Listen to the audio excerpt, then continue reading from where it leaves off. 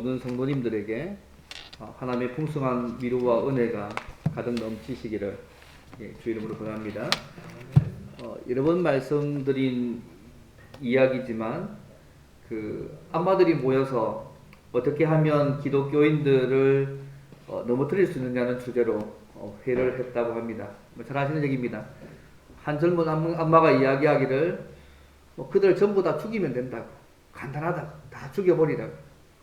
그때 늙은 악마가 이야기하기를 옛날에 기독교인들을 많이 죽였지만 한 사람을 죽이면 순교의 피가 씨가 되어서 기독교인들이 수천 수만으로 늘어났기 때문에 소용없는 일이라고. 또 다른 젊은 악마가 이야기를요, 죽이지 말고 그냥 감옥에 가두어서 전도하러 돌아다니지 못하게 만들면 간단히 끝난다고. 그때 늙은 악마가 이야기합니다. 감옥에 가둬도 모두 감옥에서 기도하기 때문에 그건 역시 쓸데없는 방법이라고 그렇게 대답했다고 합니다. 그때 이걸 다 듣고 있던 간교한 늙은 마귀가 꾀를 하나 냈는데 그의 제안은 이런 것이었습니다. 예수를 잘 믿게 하자는 것입니다. 기도도 하게 하고 성경 말씀도 읽게 하고 전도도 하게 하고 사랑도 하게 하고 신앙의 자료를 잘 주자는 것입니다. 그러나 오늘은 힘드니까 내일부터 하자는 나태하고 게으른 마음을 심어주자고 이렇게 제안을 했습니다. 이 방법으로 결론 지어졌다는 우스개 같은 이야기가 있습니다. 아마 마귀가 가장 좋아하는 말이 있다면 그 중에 하나가 그것은 내일이라는 말일 것입니다. 우리가 오늘 해야 할 일을 항상 마귀는 내일 해도 괜찮다라고 말합니다. 특히 영적인 일이 우리의 삶 가운데 이루어지는 것을 막기 위해서 가장 많이 사용하는 수법 중에 하나가 바로 오늘이 아닌 내일 그 일을 하게 하는 것입니다. 그래서 나태와 게으름은 악마의 가장 강력한 무기 중에 하나입니다. 오늘 본문의 말씀해 보시면요, 마땅히 해야 할 일을 지체하면서 하나님 앞에 받은 사명을 미루고 있는 7지파의 이야기가 나옵니다. 베냐민, 시므온, 스불론, 이사갈, 납달리, 아셀, 단. 그 7지파의 이야기입니다. 그들에게 주신 말씀을 통하여서 우리가 영적 나태함에 빠져 있었을 때에, 또 빠져 있을 때에 그것을 어떻게 극복할 수 있는지, 그리고 약속의 말씀을 우리의 삶에서 어떻게 다시 누릴 수 있는지를 함께 오늘 말씀을 통해서 함께 좀 생각해 보기를 원합니다. 첫 번째는요, 우리가 기억할 첫 번째는 뭐냐 하면 영적 나태함은 우리로 하나님의 약속을 누리지 못하게 한다는 것입니다. 영적인 나태함과 게으름은 우리로 하나님의 약속을 누리지 못하게 합니다. 지금 이스라엘 자손이요, 하나님의 약속된 땅을 거의 다 정복하고 난 이후에 땅을 분배하기 시작했습니다. 이미 요단 동쪽에 르우벤 지파, 갓 지파, 므낫세 반 지파가 땅을 분배받았고요. 요단 서쪽에 와서는 유다 지파와 에브라임 지파, 므낫세 반 지파, 즉 합쳐서 다 5지파가 땅을 분배받았습니다. 그런데 오늘 본문에 보시면 이스라엘 가운데 7지파가 기업을 차지하지 못했다고 말씀하고 있습니다. 사실 그들은 이 땅을 차지하는 일에 갈렙이나 유다나 요셉 지파처럼, 소위 에브라임과 므낫세 지파처럼 적극적이지 못한 것처럼 보입니다. 그들에게 아마 심각한 문제가 있는 것처럼 보입니다. 왜냐하면 땅을 정복하고 일정 기간이 지났음에도 불구하고 여전히 그 땅을 차지하지 못하고 있기 때문에 그렇습니다. 여러분 1절 2절 보시면 이스라엘 자손의 온 회중이 실로에 모여서 거기에 회막을 세웠으며 그 땅은 그들 앞에서 돌아와 정복되었다. 그러나 이스라엘 자손 중에 그 기업의 분배를 받지 못한 자가 아직도 7지파라고 말씀하고 있습니다. 1절 말씀 보시면요, 이스라엘 회중이 실로에 모여서 회막을 세웠다고 말씀하고 있습니다. 이 실로라는 장소는요, 이 베델에서 한 약 10마일 정도, 한 16km 정도 북쪽으로 떨어진 곳에 위치해 있는 장소입니다. 실로는 엘리 대제사장까지 시대까지 이스라엘 예배의 중심지였습니다. 지금 이 실로의 회막이 세워졌다. 이것은요, 하나님께서 이스라엘 백성들과 함께 거하시겠다는 약속이 성취된 것입니다. 단순한 회막이 아닙니다. 회막과 성막은 하나님이 그들 가운데 함께 계심을 의미하잖아요. 그런데 이 회막이 실로에 세워졌다는 것은 그 하나님의 그 말씀이 지금 성취가 되었다는 말입니다.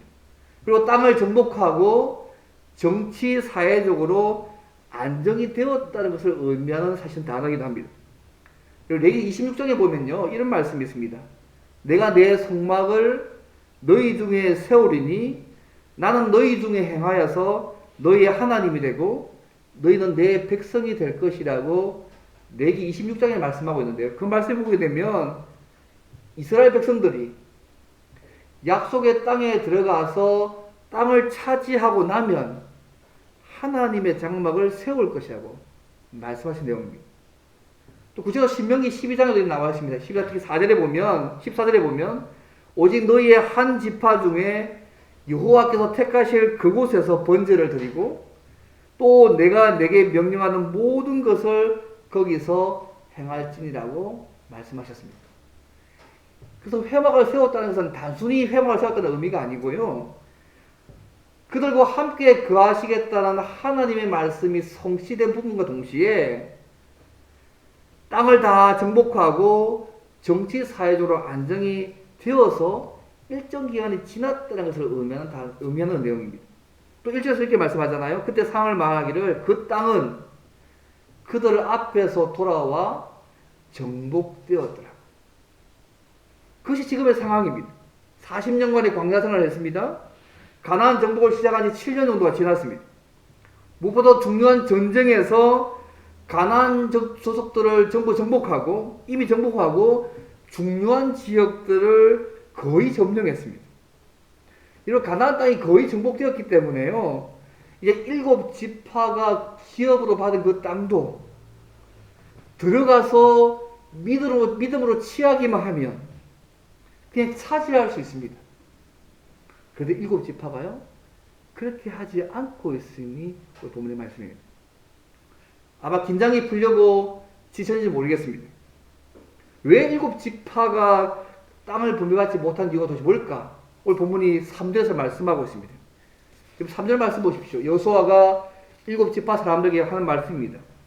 너희가 너희 조상의 하나님 여호와께서 너희에게 주신 땅을 점령하러 가기를 어느 때까지 뭐 하겠냐고요? 지체하겠느냐. 그래서 지체한다는 이 말은요, 위축되다, 게으름을 피우다는 뜻을 가지고 있는 단어입니다. 앞서 땅을 분배받은 5지파에 비해서 이 남은 7지파는 적극적으로 행동하지 않고 소극적인 태도를 보이고 있습니다. 가나안 땅을 정복하고 난 이후에 일정 기간이 지나고 정치 사회적으로 안정이 되었지만 그들은 약속의 땅을 차지하는 일을 지체해서 미룰 만큼 나태해져 있습니다. 그래서 그들은 가나안 땅에는 있었지만 그들이 받은 약속의 땅은 차지하지 못하고 있는 상황입니다. 여러분, 그들의 땅을 분배받지 못한 것이 아닙니다. 여러분, 의도적으로 분배받은 땅을 정복하기를 미루고 있습니다. 아마 계속되는 전투에 지쳤을 수도 있습니다. 또 가나안 정복에 대한 확신, 가나안 사람과의 전쟁을 주저하기 때문에 아마 위험을 감수하고 싶지 않은 것으로 보입니다. 어떤 면에서 7지파는 용기가 없었습니다. 저 가나안 땅을 하나님 주셨는데, 특히 블레셋 땅이잖아요. 우리가 가서 싸워서 이길 수 있을까? 가나안 사람들이 아직까지 많이 살고 있는데 우리가 더 쫓아낼 수 있을까? 어떤 의미에서 그들은 두려워하며 오랫동안 지체하며 미루고 있습니다. 잠시가 아닙니다. 전체가 다 정복되고 안정되어가는 그 회막이 세워질 때까지 그들은 계속해서 미루고 지체하고 있다는 부분들을 여러분 기억하시면 좋겠습니다. 일종의 영적인 나태함과 게으름이 온 것입니다. 사실 영적인 나태함과 게으름은요, 하나님을 자신의 삶에서 빼고 상황과 환경을 더 크게 보기 때문에 생기는 문제 중에 하나입니다. 오늘날 영적 전쟁을 하는 우리의 삶 속에서도 사탄은 우리에게 나태하고 안일한 마음을 줘서 어떻게 사탄에 속는 것이 있죠. 영적으로 나태하게 만듭니다. 개인적으로, 교회적으로 적극적으로 하나님의 말씀과 기도와 복음 전파에 집중해서 믿음으로 나아가고 삶을 살아가야 되는데, 그렇게 살아가지 않으면요, 뭐가 오냐면 사탄이 우리의 약한 부분들을 건드려서요, 나태함과 게으름 같은 악한 마음이 들어오게 해서 결국 하나님의 약속의 축복을 누리지 못하게 한다는 부분들이 중요한 부분입니다. 제가 최근에 재미있는 통계 하나를 봤는데요. 원래 아마 7월 달에 했던 통계인데, 전국에 있는 만 13세부터 59세의 남녀 1000명을 대상으로 한 통계인데요. 자기 자신에서 얼마나 관심이 있는지에 대한 통계입니다. 재미있는 통계죠. 자기 자신에서 얼마나 관심이 있을까? 그런 질문으로 통계를 냈어요. 그런데요, 응답자의 80%가 나 자신에서 관심이 있다고 해드렸습니다. 10대는요, 외모와 학업 성적에 대해서, 30대는 건강과 체력에 관심이 더 많다고 이야기했습니다. 그리고 자신을 위한 시간과 비용 투자를 이전보다는 훨씬 더 많이 내가 하겠다고 말하는 사람이 더 많았고요. 나를 위한 투자는 아끼고 싶지 않다는 사람이 예전보다 더 많아졌습니다. 반대로요, 다른 사람에 대해서, 가족에 대해서, 사회에 대한 관심도는 점점점 낮아지고 있음을 통계상에서 알 수 있습니다. 그래서 타인에 대한 관심도가 줄어든 이유가 크게 두 가지였는데, 첫째는 뭐냐면 나 홀로 라이프 취향이랄까요? 그것이 늘어나기 때문에 다른 사람 별 신경 쓸 여유가 없다는 거죠. 둘째는 관심사가 타인과의 관계보다는 내 자신의 경제적 이익에 더 몰려있기 때문에 별로 다른 사람이 뭐라고 하든지 신경 안 쓴다는 얘기죠. 특히 이 코로나 팬데믹 때문에요, 이 거리두기 정책이 더 시행되면서 주변 사람에 대해서, 다른 사람에 대한 관심도가 더 많이 줄어들고 있다는 통계를 최근에 봤습니다. 제가 이 통계를 보면서 생각했던 게 뭐냐면, 자신에 대한 관심이 더 높아지면서 가족이나 타인이나 사회에 대한 관심이 줄어들고 있는 거죠. 그래서 문제는 거기만 끝난 게 아니잖아요. 하나님과 하나님의 말씀에 대한 관심도도 더 낮아지는 시대에 우리가 살고 있구나 걸 생각했습니다. 이번 디모데후서에 보시면 말세의 징조를 얘기하잖아요. 그 징조 중에 사람들이 하나님을 사랑하지 않기 때문에 제일 먼저 사랑하는 대상이 누구냐면 자기 자신을 사랑합니다. 나를 사랑하고, 그 다음 하나님 대신에 다른 돈을 사랑하고, 쾌락을 사랑하고, 사랑의 대상이 바뀌어져 가는 부분이 말세의 징조 중에 큰 흐름 중에 하나이지 않습니까? 하나님의 사랑을 우선에 두지 않으면 제일 먼저 오는 정상이요, 자기 사랑입니다. 그런데요, 오늘날 많은 사람들이 내 자신에 대한 부분들이 더 많이 강조가 되고 있다는 것입니다. 어떤 면에서 좋을지 모르겠지만, 어떤 얘기하면 이제는 다른 사람이나 하나님에 대한 관심이 줄어들고 있다는 정상이기도 합니다. 그런데 이것이 일반 사람들에게만 정되는 게 아니고요, 이 통계 조사가 신자들에게도 동일하게 적용되고 있는 것이 오늘의 현실인 것 같습니다. 오늘 보면 7지파는 어떤 의미에서요, 하나님과 말씀보다 자신을 더 사랑한 거 아니에요? 내 자신의 상황, 나를 더 보는 것이고 상황과 환경에 더 집중했던 것 같습니다. 이거 신명기 1장 이런 말씀이 있습니다. 모세가 이스라엘 백성들에게 너희 하나님 여호와께서 이 땅을 너희 앞에 두셨은즉 너희 열조의 하나님 여호와께서 너에게 이르신 대로 올라가서 얻으라. 그 다음 말이 되겠습니다. 두려워하지 말라. 주저하지 말라. 신명기 1장 21절에 말씀합니다. 하나는 두려움을 얘기하고 하나는 주저함을 얘기합니다. 두려워하는 것이나 주저하는 것 똑같이 하나님의 약속을 누리는 부분에 걸림돌이 됩니다.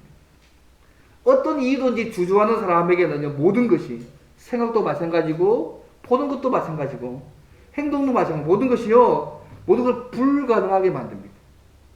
둘 중에 두려워하든지 주저하든지 둘 중에 하나만 가지고 있어도 하나님의 약속을 누릴 수 없다는 것이 문제입니다. 저는요, 사도 바울의 고백을 참 좋아합니다. 빌립보서 3장에 나오는 사도 바울의 고백 기억나세요? 내가 이미 얻었다 함도 아니요 온전히 이루었다 함도 아니라 오직 내가 그리스도 예수께 잡힌 바 된 그것을 잡으려고 달려가노라. 형제들아, 나는 아직 내가 잡은 줄로 여기지 아니하고 오직 한 일, 즉 뒤에 있는 것은 잊어버리고 앞에 있는 것을 잡으려고 표대를 향하여서 그리스도 예수 안에서 하나님의 위에서 부르신 부름의 상을 위해서 달려간다. 사도 바울이 이것을 고백할 때요, 사도 바울은 감옥에 있었습니다. 이미 많은 곳에 복음을 전했고요, 교회들을 세웠고 나이도 많아갔기 때문에 이제 죽어가는 시점이 있었기 때문에 이제 그만둬도 그를 비방할 사람이 아무도 없는 그 상태였습니다. 그러나 그는요, 여기에 주저앉지 않았습니다. 우리 말해 사도는 표대를 향하여서 하나님께서 위에서 부름의 상을 위해서 끝까지 달려간다고 그렇게 고백했습니다. 사랑하는 성도 여러분, 주님이 우리를 부르실 때가 끝입니다. 여러분. 그때까지는 어떤 지체함도 나태함과 괴로움도 포기도 없어야 합니다. 은퇴가 끝이 아니고요, 죽을 때가 끝입니다. 주님께서 우리를 부르실 그날까지 우리 살아가야 합니다. 제가 목사집에 요즘은요, 목사가 70에 은퇴하면 20년 더 삽니다. 20년 더 남게 죽을 때가 끝이거든요. 그때까지는 하나님께서 우리에게 주신 그 사명을 붙잡고 살아야 합니다. 요즘 많은 아이들 얘기하잖아요. 젊은 시절에 다 투자해가지고 내가 평생 먹을 만큼 돈만 벌어가지고 일 안 하고 평생 살기를 원하는 적들이 많아지고 있지 않습니까? 여러분, 하나님께서 우리에게 주신 부분들은 편안한 삶이 아니라 죽을 때까지 주께서 주신 말씀 붙잡고 사명 따라 삶을 살다가 죽어가는 것이 오늘 우리에게 주어진 성문의 삶의 모습입니다. 오늘 보면 일곱 지파의 문제는요, 하나님의 약속의 땅을 차지하는 일에 너무 나태했다는 것입니다. 이미 하나님께서 약속대로 그들과 함께 하셔서 가나안을 거의 정복해 주셨음에도 불구하고 이들은 땅을 차지하고 이를 정복하고 한 이후에도 정치 사회적으로 안정되고 난 이후에도 차지하지 못하고 있습니다. 왜요? 하나님의 약속을 누리는 문제에 나태했고 관심이 없는 것입니다. 나태함은, 게으름은 하나님의 약속을 누리는 일을 막는 무서운 영적 질병입니다. 영적인 나태함과 게으름은 우리의 삶 가운데 하나님의 약속을 우리가 누리지 못하게 만듭니다. 사랑하는 성도 여러분, 우리가 예수 안에서 하나님의 약속과 은혜를 다 받았지만 우리의 삶 속에서 말씀에 대한 순종을 자주 지체해서 주신 약속을 누리지 못하고 있는 모습도 있지 않는지 우리 자신을 점검해 볼 필요가 있습니다. 하나님이 우리의 모습을 보실 때에 일곱 지파에게 하신 말씀처럼 정복하기를 어느 때까지 지체하게 되는 음성을 혹시 우리에게 하시고 있지는 않습니까? 한때는 내가 하나님 말씀에 붙잡고 내가 비전을 가지고 그때로 삶을 살아갔는데 지금은 여러 가지 이유를 통해서 관두고 있는, 잊어버리고 어떤 이유가 됐든지 간에 주저하고 지체해서 미루고 있는 부분은 혹시 없으십니까?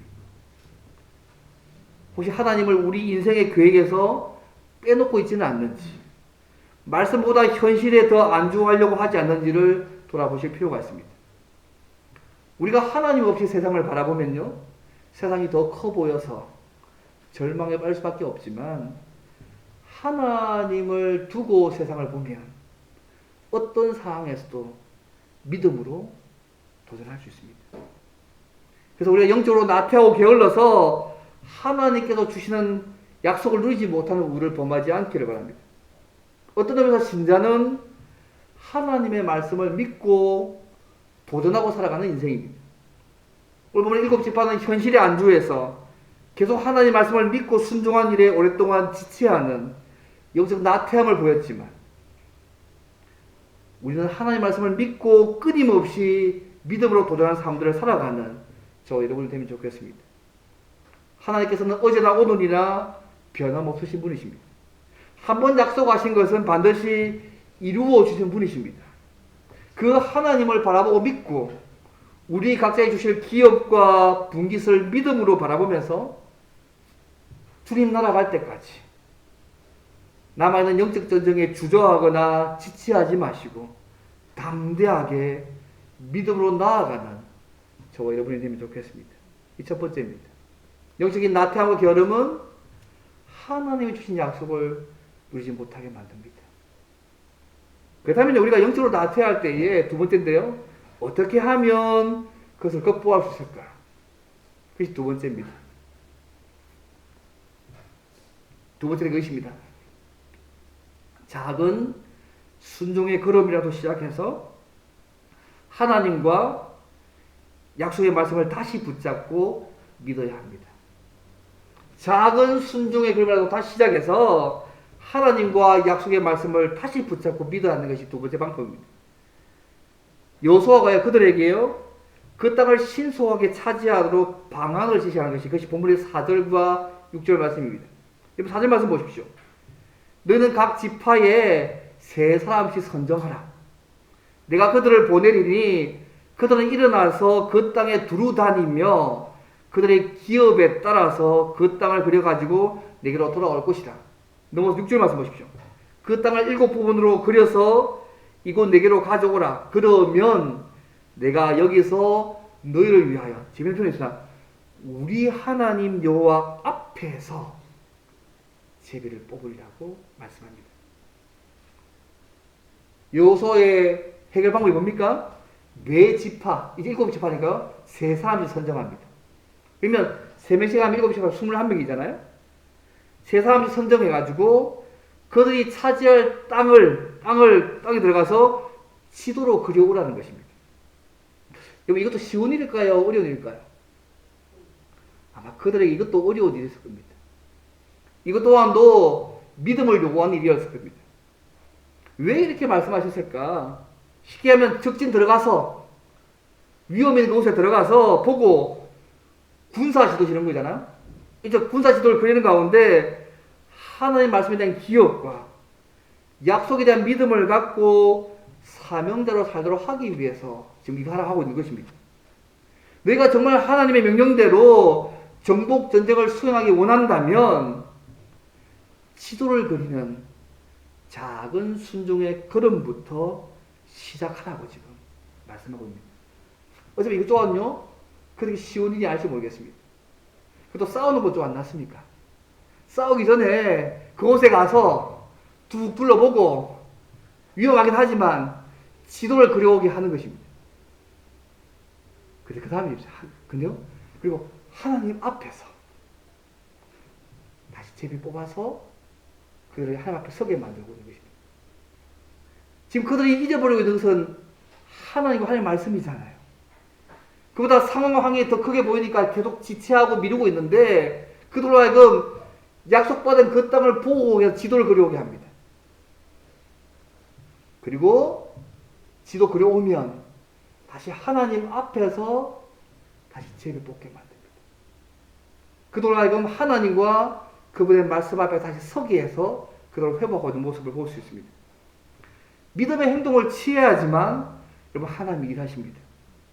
하나님의 주신 사명은 멈추지 않고 계속해서 이 땅에서 이루어져야 합니다. 여러분 각 지파에 뽑힌 세 사람들이 어떻게 합니까? 책에다가 지도를 그려왔습니다. 9절 말씀이잖아요. 아마 7지파 지도자들은 가나안 땅을 직접 밟으면서 지도를 그리면서 하나님의 약속을 다시 확인하고 자신들의 사명을 아마 자각하고 돌아왔을 것입니다. 그러다 여호수아가 이스라엘 자손의 지파대로 여호와 앞에서 제비 뽑아서 땅을 분배하는 장면들이 10절 말씀입니다. 여러분 9절 10절 보십시오.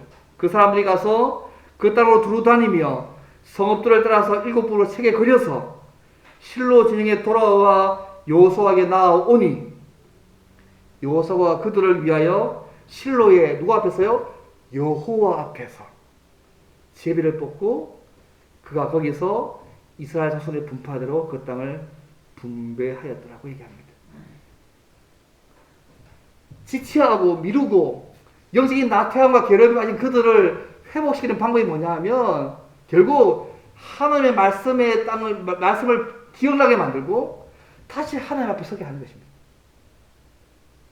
이것이 하나님의 방법입니다.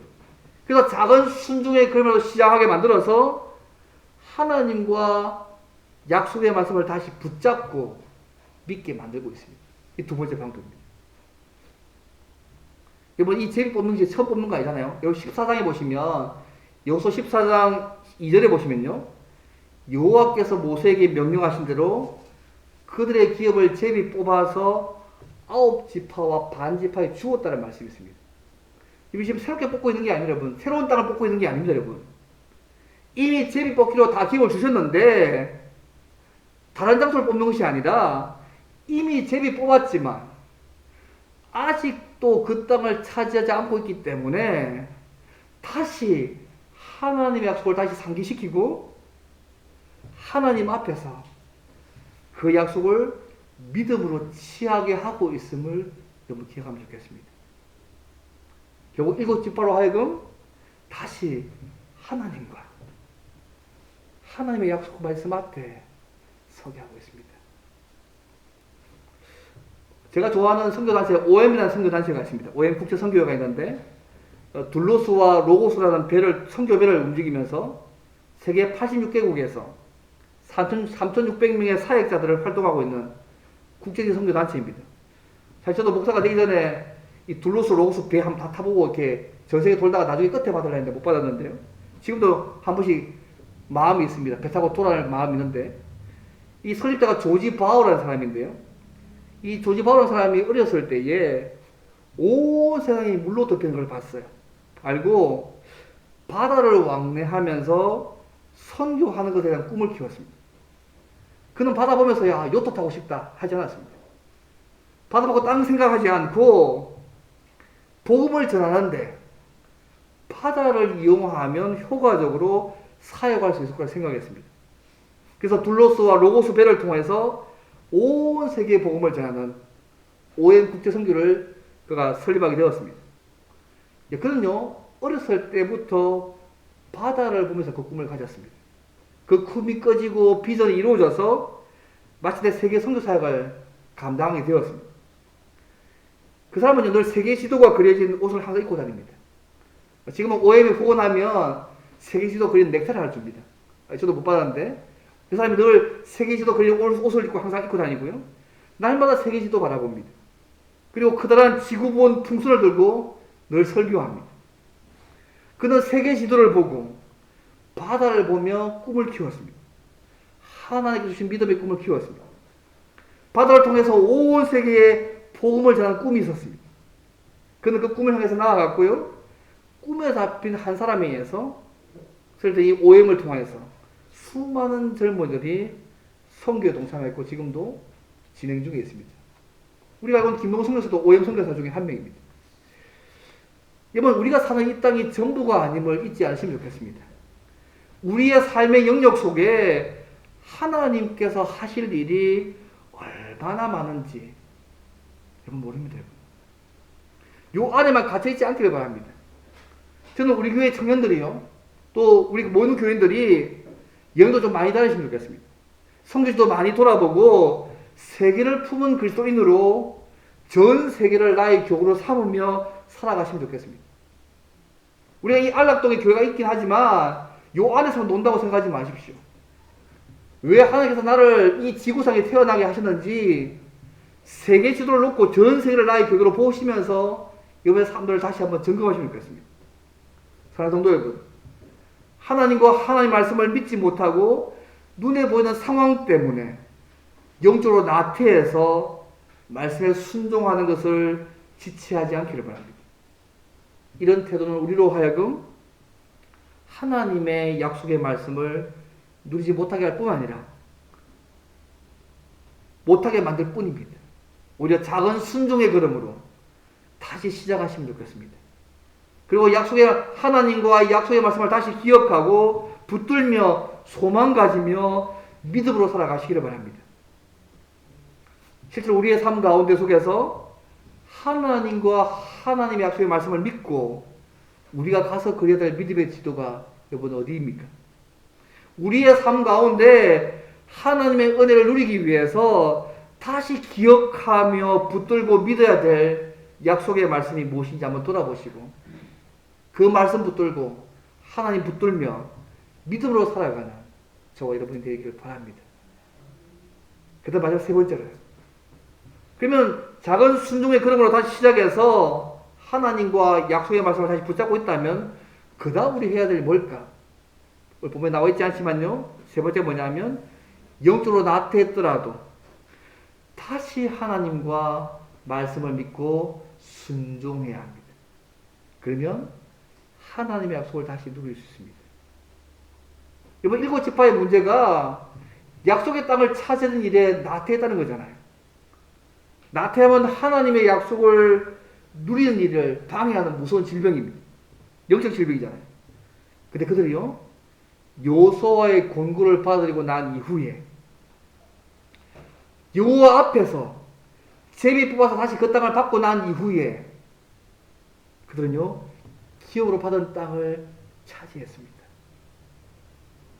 땅을 분배받고 난 이후에 다시 하나님 앞에서 다시 재정전하고 그죠? 말씀을 기억하고 하나님을 기억하고 난 이후에 그 믿음을 가지고 그 분배받은 땅을 나아가서 믿고 순종해서 그 땅을 차지했다는 사실을 잊지 않으시면 좋겠습니다. 그 차지한 땅에 대한 기록이요, 오늘 본문 11절부터 18장 11절부터 19장 48절까지 기록이 쭉 되어 있습니다. 베냐민, 시므온, 스불론, 이사갈, 아셀, 납달리, 단 지파 순으로 18장에서 베냐민, 19장부터 시므온, 스불론, 이사갈, 아셀, 납달리, 단 지파 순으로 그들이 하나님의 말씀을 다시 믿고 순종해서 찾은 땅의 모습을 쭉 그리고 있는 것이 19장의 내용에 기록되어 있습니다. 오늘날 우리도요, 예수 안에서 받은 약속들이 있지 않습니까? 우리가 받은 그 약속들과 그 약속들을 우리의 삶에 누리는 문제는 여러분 다릅니다. 약속을 받는 것은 무조건적인 하나님의 은혜입니다. 하지만 그 약속에 들어있는 은혜를 누리려면 믿음과 순종이 따라가야 합니다. 예전에 한번 말씀드린 적 있는지 모르겠는데요, 미국 하버드 대학에 그 지도자 연구센터가 있습니다. 그 연구센터에서 미국의 최고 경영자들과 성공한 사람들 500명을 대상으로 조사를 한 적이 있었습니다. 근데 그 결과 세 가지 공통점이 나왔대요. 첫째는 뭐냐면 그들에게는 큰 비전이 있었다는 거죠. 그냥 먹고 마시며 되는 대로 사는 것이 아니라 남보다 큰 일을 하겠다는 큰 비전이 있는 사람이 큰 인물이 되었다는 거죠. 두 번째는 뭐냐면 끈기와 인내가 있었대요. 다른 사람은 다 포기해도 웬만해서는 포기하지 않고 끝까지 인내하는 끈기가 있었다는 거죠. 이것이 성공을 이어졌다는 겁니다. 세 번째는 뭐냐면 하나님을 잘 믿는 사람들이었다는 것입니다.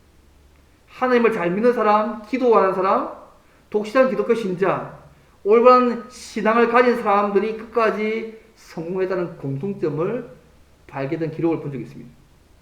근데 보시면요, 이 모든 기록이 우리가 다 있는 거 아니에요? 이미 말씀의 비전이 있잖아요. 말씀에 대한 끈기와 인내의 삶을 살고 계시지 않습니까? 또 말씀을 이루시는 하나님을 신뢰하고 있기 때문에 이미 우리는 성공의 반열에 있는 사람들입니다. 쭉 가시면 되는 거죠. 거들지 않고, 포기하지 않고.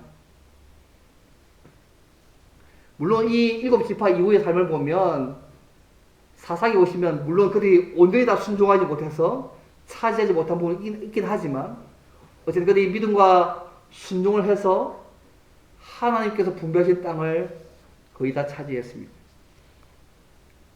아무리 하나님의 은혜로 땅을 정복하고 그 땅을 기업으로 나누어 주었다고 할지라도 그 땅을 차지해야 될 책임적인 요소를 등한시한다면 결국 그 혜택을 누릴 수 없습니다. 이스라엘 역사에서 그것이 옆구리 가시가 되어서 그들을 고통스럽게 했다는 사실을 그 이후의 삶에서 알 수 있습니다. 오늘 우리가 예수 안에서 약속받은 하나님 나라도 저절로 그 안에 있는 은혜를 누릴 수 있는 것이 여러분 아닙니다. 믿고 순종해야 하나님 나라의 은혜를 우리의 삶 속에서 누릴 수 있습니다. 여러분, 이 땅이 오늘날 우리에게 뭘까요? 예수 안에서 우리를 구원하셨잖아요. 이제 온 세상을 우리 각자의 능력에 따라서 우리에게 맡겨주셨습니다. 그래서 오늘 우리에게 정해진 땅 아니겠어요? 여호수아 시대에는 땅을 정복하고 그 땅을 기업을 주셨지만 이것은 영원한 것이 아니었습니다. 이 땅은 장차 예수님 안에서 받게 될 그 기업을 예표적으로 보여주는 내용입니다. 이 땅에 의미가 있는 이유가 뭐냐면 여러분요, 하나님께서 아브라함에게 하셨던 약속하신 것을 이루셨다. 그 땅 주실 때. 또 하나 뭐냐면 이 땅이 장차 예수 안에서 들어가게 될 완전한 하나님 나라를 차지하는 일에 대한 밑그림을 주는 예표적으로 그랬다는 게 중요합니다. 하나님이 이 약속, 이 땅 주시기 위해서 하나님께서 아브라함의 약속을 성취하기 위해서 이루셨잖아요.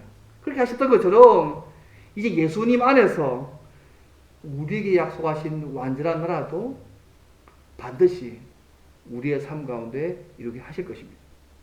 그래서 이 땅을 차지하는 것은 오늘 우리에게는 뭐냐면 온 세상을 다스리는 권세를 주기가 똑같은 겁니다.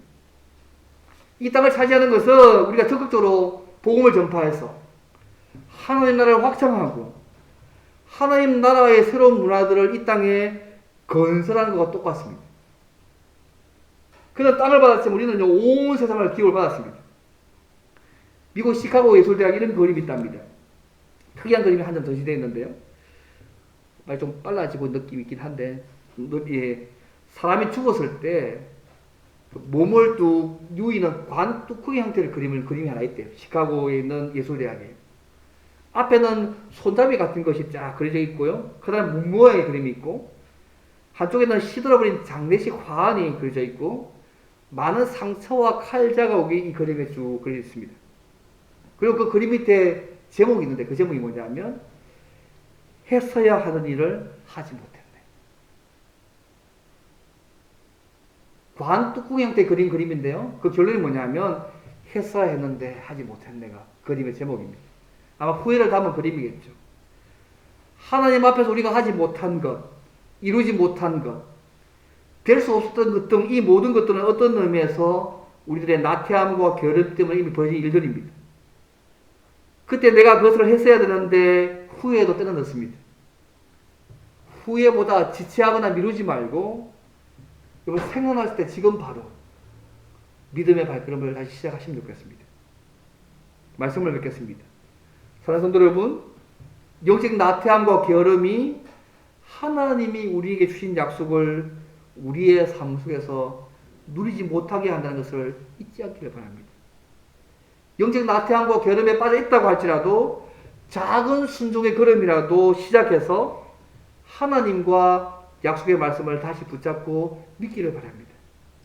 그리고 과거를 돌아보면서 후회와 낙담하지 말고 다시 하나님과 말씀 붙잡고 믿고 순종하시기를 바랍니다. 그러면 하나님께서 우리의 삶 속에서 그 약속을 다시 풍성히 누리게 하신 것을 경험하게 될 것입니다. 특히 우리는 예수님 안에서 구원받았고 온 세상을 기업으로 받았습니다. 그래서 좋은 예수를 이런 말 하잖아요. 전 세계가 나의 교우다. 예수님 안에서 우리가 복음 전해서 하나님 나라를 세우겠다는 그 마음이 그의 고백 속에 담겨 있습니다.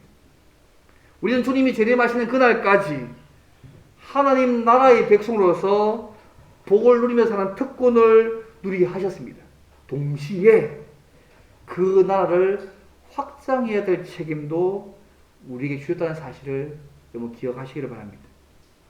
하나님은 예수 안에서 승리를 주시고 그 기업을 누릴 수 있도록 성령 하나님을 우리 안에 눌러앉아 살게 하셨습니다. 사랑하는 성도 여러분, 오늘도 하나님은 우리가 하나님과 말씀을 믿고 순종함으로 하나님의 은혜를 누리시기를 원하십니다. 그래서 우리 모두 하나님과 말씀을 믿고 순종함으로 성령을 통해 은혜로 주신 것을 누릴 뿐만 아니라 적극적으로 복음을 전거해서 하나님 나라를 이 땅에 세워가는 믿음의 사람들이 되기를 바랍니다. 하나님과 말씀을 믿고 순종함으로 이런 놀라운 은혜를 날마다 풍성히 누리는 저와 여러분 되기를 주 이름으로 바랍니다. 오늘 말씀을 한번 기도하면서 하나님 예수 믿게 하시면 감사합니다. 혹시 우리에게 많은 것들을 기워주셨고 온 세상을 기워주셨는데 혹시 내가 믿음이 없어서 부족해서 주저하고 있는 부분이 있다면 다시 한번 하나님 바라보고 말씀 바라보고 믿고 순종함으로 하나님의 소를 누려가는 하나님 나라를 이 땅에 건설해가는 믿음의 삶이 될 수 있도록 도와달라고 함께 통성으로 함께 기도하겠습니다.